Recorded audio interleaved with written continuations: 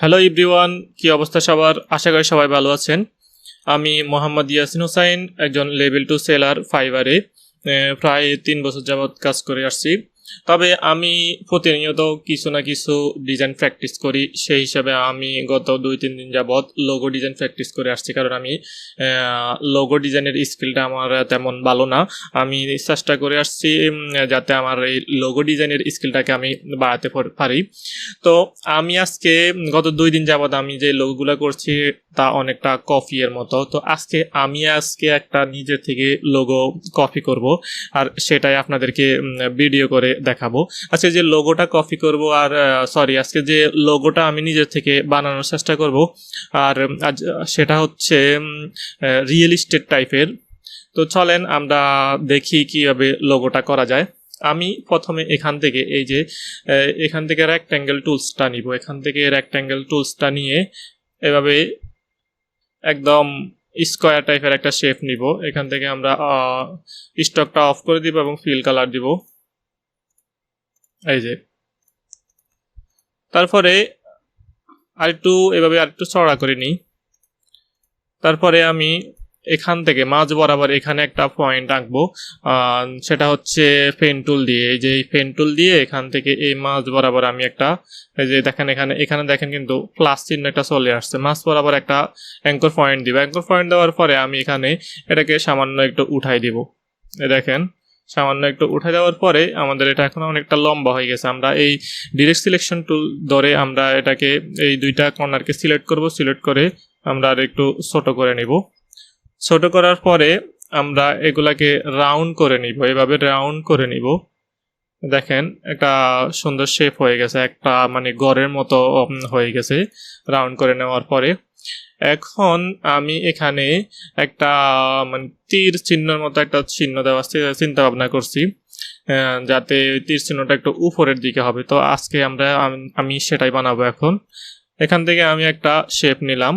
এভাবে শেপ নেওয়ার পরে আমি আবার এই জায়গায় যাওয়ার পরে এখান থেকে স্টার টুলে সিলেক্ট করব। এখান থেকে একটা ক্লিক করব। ক্লিক করলে দেখেন এখানে স্টারের অপশন চলে আসছে, মানে কয়টা পয়েন্ট হবে।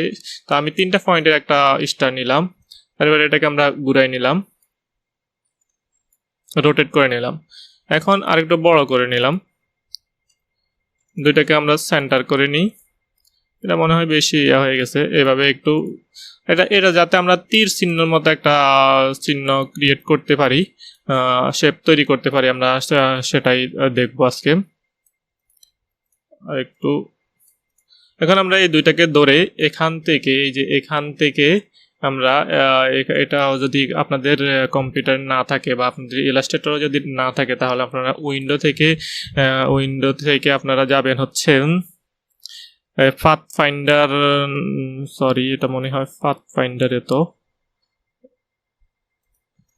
হ্যাঁ, পাথ ফাইন্ডার উইন্ডো থেকে আপনারা যাবেন হচ্ছে পাথ ফাইন্ডারে। পাথ ফাইন্ডারটা আরো নিচের দিকে হয়তো, এই যে পাথ ফাইন্ডার, এই যে এখান থেকে এই পাথ ফাইন্ডারে যাবেন। পাথ ফাইন্ডারে যাওয়ার পরে আমরা এটাকে একসাথে করে নিই, মানে দুইটা শেপকে আমরা মার্জ করে নিলাম। এখন আমরা এখান থেকে এই শেপটাকে একটু এভাবে শোয়াই নিলাম। শোয়াই নেওয়ার পরে আমরা এখান থেকে ইফেক্টে যাব। ইফেক্টে যাওয়ার পরে এর র্যাপে যাব। র্যাপ থেকে এই যে এই র্যাপটাতে যাব, এখান দিয়ে এই আসছে প্রথম নাম্বার র্যাপটাতেই যাব। তার একটু দেখেন আমাদের কিন্তু একটা তীর চিহ্ন এর মতো চিহ্ন হয়ে গেছে। দেখি আর একটু ইয়ে করা যায় কিনা। এই এখন আমরা এটাকে সাদা কালার দিব, বা এখান থেকে আগে আমরা এক্সপান্ড করে নিব। এটাকে ক্লিক করব। ক্লিক করার পরে সিলেক্ট করার পরে আমরা এখান থেকে অবজেক্টে যাব। অবজেক্ট থেকে এক্সপান্ড অ্যাপিয়ারেন্সে যাওয়ার পরে আমরা এটাকে একটা সাদা কালার দিই। সাদা কালার দেওয়ার পরে দেখেন আমরা এখানে এইভাবে একটু বসাই দিই।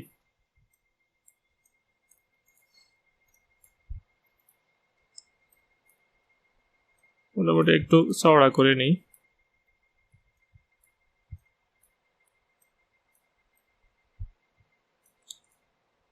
দেখেন আমরা যেটা চাইছিলাম সেটাই কিন্তু হয়ে গেছে, একটা তীর চিহ্ন উপরের দিকে বা আপ স্কেলে যেটা বলে ওইটা।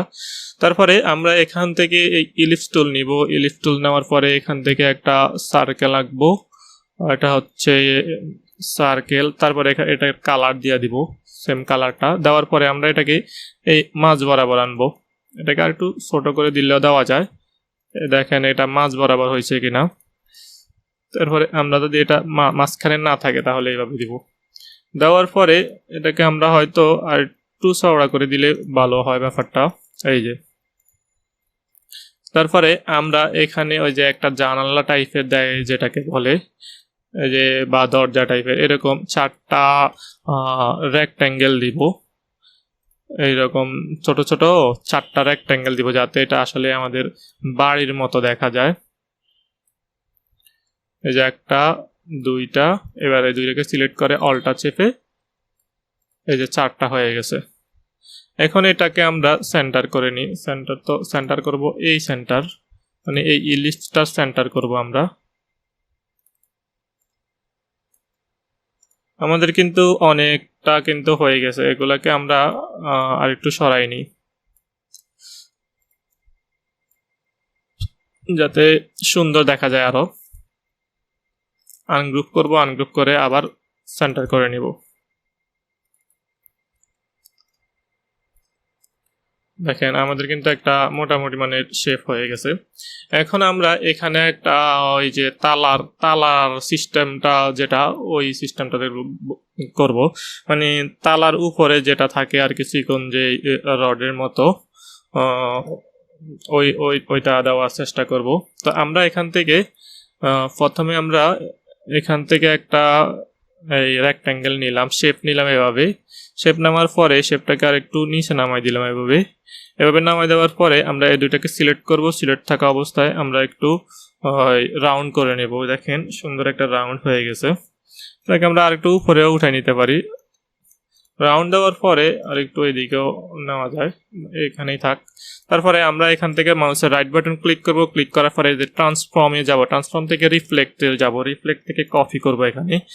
দেখেন কপি করে আমরা আবার এখানে নিয়ে আসব। তো এখানে এই দুইটাকে আমরা ধরবো, একসাথে ধরে কন্ট্রোল জি দিয়ে আমরা গ্রুপ করে নেব। গ্রুপ করে দেওয়ার পরে আমরা এটাকে সেন্টার করে নিব। সেন্টার করে দেওয়ার পরে মোটামুটি আমরা এখানে শুধু আর একটা শেপ দিব। শেপ দিলে আমাদের লোগোয়ের যে মেইন আইকনটা আমরা আশা করি সেটা আমাদের হয়ে যাবে। তো আমি এখানে এটাকে সিলেক্ট করলাম। এই শেপটাকে সিলেক্ট করার পর অবজেক্টে যাব, অবজেক্ট থেকে পাতে যাব, পাত থেকে অফসেট পাতে যাব।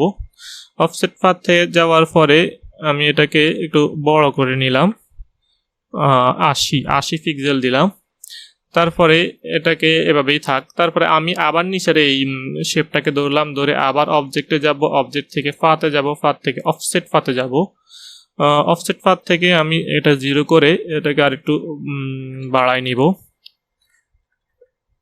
এটা আমরা 30 দিতে পারি, 30 দিলে 25 দিতে পারি, 25 বা 26।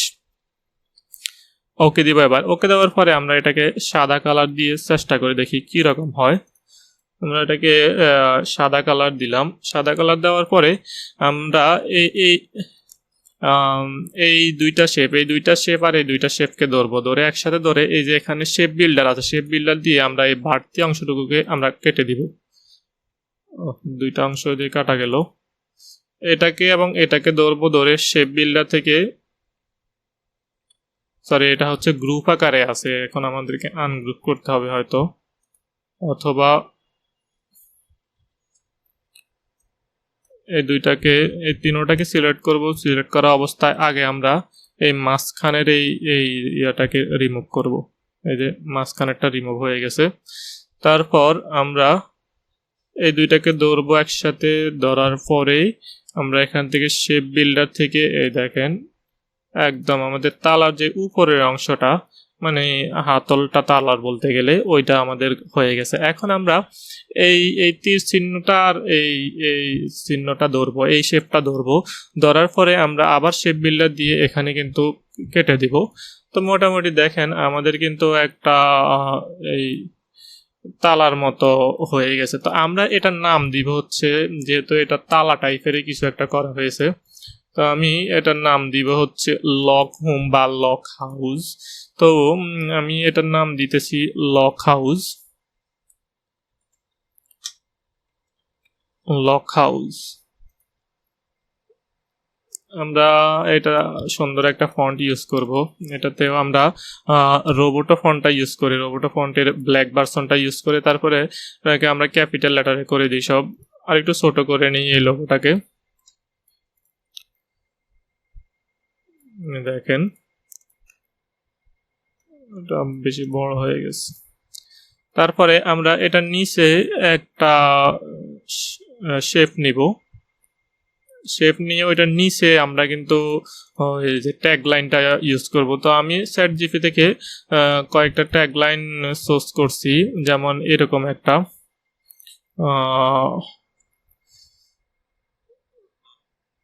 এই যে আনলক ইউর ড্রিম হোম, এরকম একটা ট্যাগ আমরা ইউজ করব, আনলক ইউর ড্রিম হোম। তো এটাকে আমরা রেগুলার দিব, যে রেগুলার রেগুলার দেওয়ার পরে আমরা এখান থেকে একদম বরাবর করে এই যে এটাকে আর একটু ছোট করেও দেওয়া যায়, ছোট করে আমরা এখান থেকে বাড়াই দিলাম।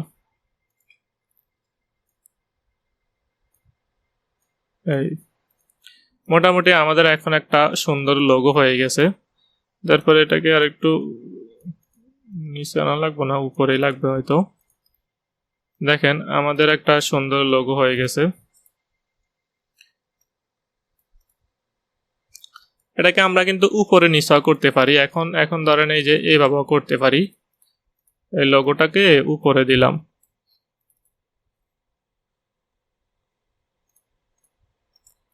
এই আইকনটাকে আমরা আরেকটু বড় করে দিই। দেখেন